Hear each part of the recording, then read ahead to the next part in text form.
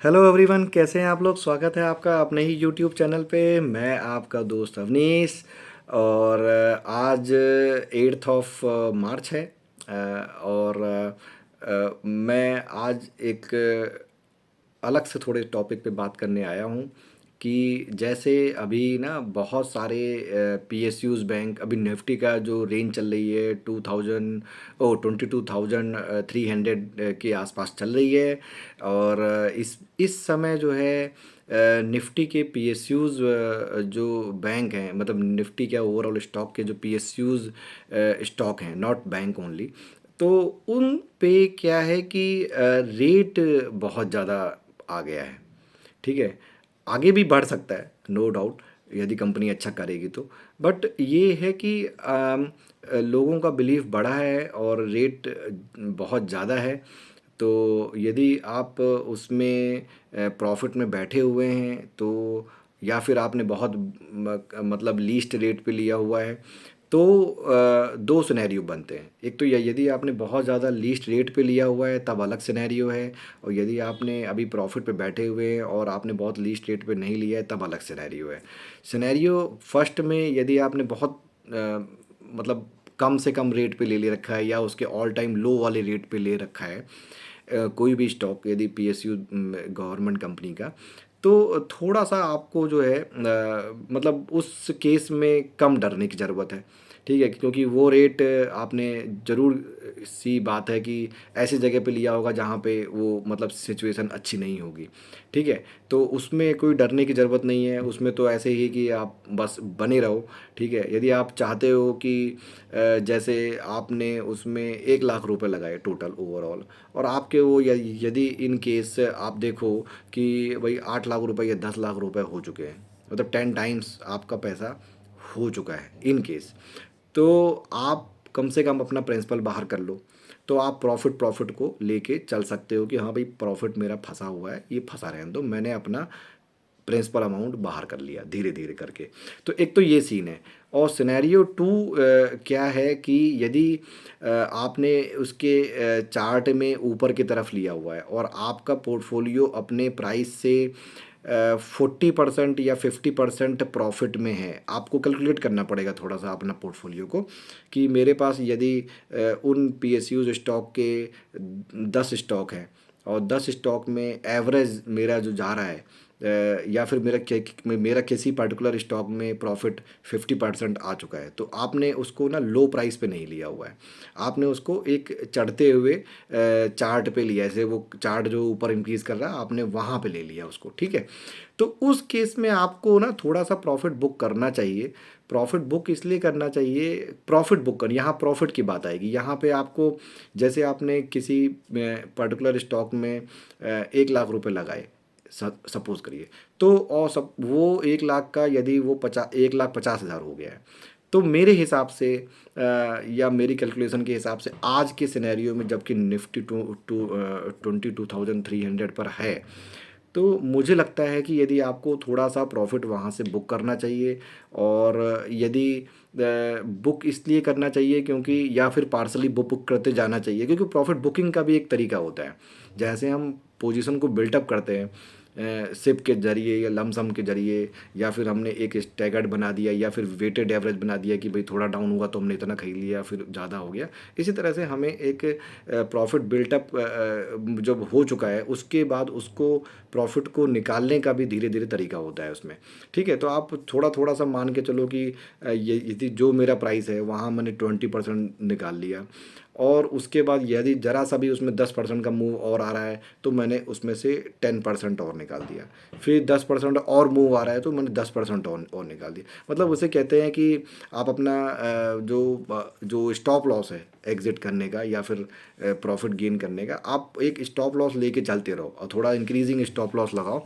तो उसमें क्या होगा कि आपका प्रॉफिट आपके पास आ जाएगा, you will be happy at the end. क्योंकि कुछ पता नहीं है किसी चीज़ का कि देखिए अभी होगा इलेक्शन, और इलेक्शन की सच्चाई ये है कि इलेक्शन तो होता है मगर उसमें खर्चे बहुत होते हैं। ठीक है, गवर्नमेंट भी पूरी खाली हो जाती है क्योंकि अब जो भी है उसके एक्सपेंसेस हैं। तो इंडिया का बहुत बड़ा एक फैक्टर, एक पोर्शन जो है जो जीडीपी का रहता है, वो एक इलेक्शन के जैसी चीज़ों में खर्चा होता है। ठीक है, तो वो अब उसकी रिकवरी करनी है। वो रिकवरी होती कैसे है? वो रिकवरी होगी जब आप जब ये गवर्नमेंट पर पैसा कहाँ से आता है? गवर्नमेंट पर पैसा जो है ना, वो इनकम टैक्स से, लोग समझते हैं कि इनकम टैक्स से आता है। इनकम टैक्स से बहुत छोटा पोर्शन आता है, वो कंपनी के टैक्स टैक्सेस से आता है। और जो है आपका ये जो विनिमेश कहते हैं, इसे कहते हैं मतलब डिसइन्वेस्टमेंट। तो ये पीएसयू जहाँ जहाँ गवर्नमेंट की होल्डिंग होती है, इनको वो डिसइन्वेस्टमेंट करते हैं। तो यदि उनके पास एक अच्छे रेट पर कोई पीएसयू कंपनी है, तो उसमें वो थोड़ी सी एंटिटी बेच के ही वो पैसा कमा सकते हैं। तो अभी क्या है कि एक्सपेंस बढ़ेगा थोड़ा सा गवर्नमेंट का इलेक्शन के ड्यूरेशन में, और ये हर बार होता है। और आगे जाके वो 1 साल के अंदर उन कंपनी को डिसइन्वेस्टमेंट के प्रोसीजर में डाल देंगे। तो जिससे जो जो जो डिप आया है अमाउंट का, वो डिप वहाँ से रिकवर हो जाता है।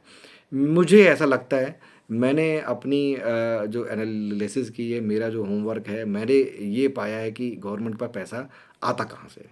तो गवर्नमेंट पर पैसा जो है इन्हीं सब चीज़ों से आता है। तो यदि वो डिसइन्वेस्टमेंट में जाएगा, तो उसके स्टॉक को कोई दूसरी कंपनी लेगा। जैसे एलआईसी का एक एलआईसी इंडिया का फेवरेट बैंक है मतलब गवर्नमेंट का, तो वो खरीद लेगा। मगर एलआईसी के मतलब कितना खरीदेगा? तो इसको धीरे धीरे करके जो है कहीं ना कहीं ऑफलोड किया जाता है। जब जब वो ऑफलोड किया जाएगा, तो उसके प्राइस में डिप आएगा।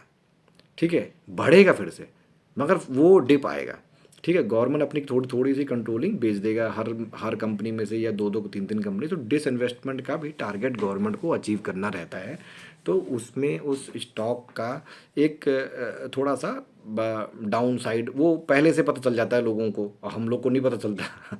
ठीक है, तो वो आपको पैसा डाउन साइड में जाएगा, स्टॉक उसका, प्राइस उसका। और प्राइस जब ऑफलोड होता है, तो मतलब उसकी यूनिट अवेलेबल हो जाती है लोगों को। ठीक है, मतलब इजीली और ज़्यादा मार्केट में अवेलेबल, जब मार्केट में अवेलेबल, तो फिर ऊपर नीचे करने लगता है। ठीक है, तो वो एक सीन बनता है। तो मुझे लगता है कि आगे जाके शायद इनके रेट और अच्छे मिल सकते हैं बाय करने के, एंट्री करने के। तो थोड़ा सा आप चाहें तो प्रॉफिट बुक कर सकते हैं, नहीं तो यदि आपको लगता है कि हाँ, मेरे मेरे पोर्टफोलियो में कोई ज़्यादा फ़र्क नहीं पड़ता 10 से 20% के डाउनफॉल में, तो आप वहाँ से टिके भी रह सकते हैं, होल्ड भी कर सकते हैं।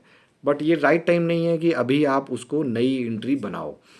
इन केस यदि कोई मतलब सेक्टोरियल पी से काफ़ी नीचे मिल रहा है स्टॉक, लाइक वाइज मैंने अपनी दूसरी वीडियो में बात भी करी है कि उसमें जैसे एसबीआई है, या और दो तीन कंपनी है जिनके पी से अभी नीचे चल रहे हैं, बट वो बहुत अच्छी कंपनी है, इम्पोर्टेंट कंपनी है।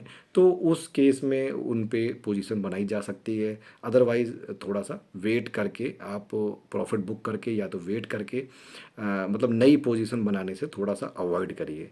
जिनके पी बहुत बड़े हो गए हैं, अपने हिस्टोरिक पी से भी ऊपर हो गए हैं, ये सब नीचे आएंगे। हमें पता नहीं होता है, मगर सब नीचे आएंगे। हर चीज़ जो आपने माइंड में फिक्स कर ली है कि ये मुझे मैं इसी रेट पे एंट्री करूँगा, वो सब सब नीचे होगा। ठीक है, टाइम लगेगा, कभी ना कभी टाइम वो आपका भी आएगा, तो उस समय आप उसमें एंट्री कर सकते हैं। तो मेरा इस वीडियो को बनाने का पर्पज़ यही था कि जैसे कि हमें उन दो सिनेरियो में क्या करना है, कि यही कि यदि आपने ऑल टाइम लो के नियर पे एंट्री ली है, then it is very good.